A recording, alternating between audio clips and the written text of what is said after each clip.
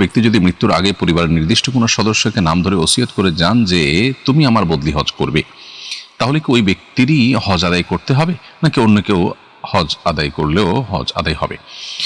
উত্তর হলো যে কোনো ব্যক্তি যদি তার ফরজ হজ বাকি থাকে, এই ফরজ হজ আদায় করার জন্য তিনি যদি ওসিয়ত করে যান, তাহলে তার রেখে যাওয়া সম্পদ থেকে সে ওসিয়ত কার্যকর করতে হবে।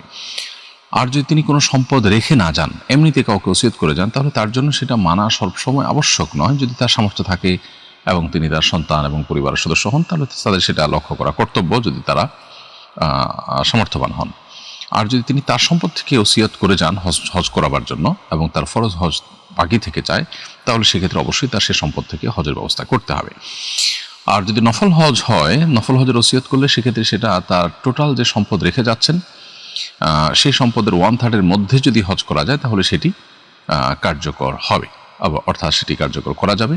আর যদি 1/3 বেশি টাকা লাগে, তাহলে সেক্ষেত্রে সেটা কার্যকর করা ওয়ারিসদের জন্য আবশ্যক নয়। এবার আসি মূল প্রশ্ন উত্তরে, যে ও ব্যক্তি মারা যাওয়ার আগে ওসিয়ত করেছেন যে অমুক আমার পক্ষ থেকে যেন বদলি হজ করে।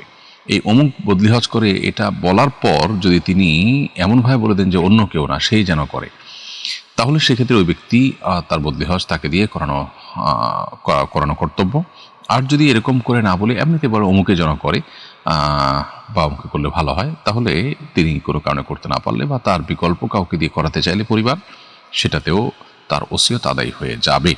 তাহলে এখানে ভাষাগত একটা পার্থক্য আছে। যদি বলা হয় যে অমুকে যেন করে অন্য কেউ না, তাহলে সেক্ষেত্রে সেটা রক্ষা করা যতটা কর্তব্য, আপনার শুধুমাত্র অমুকে যেন করে বা অমুকে বললো তুমি করিও, এটা বললে বিষয়টা ওরকম আবশ্যক, তার জন্য করাটাই আবশ্যক হয়ে যায় না।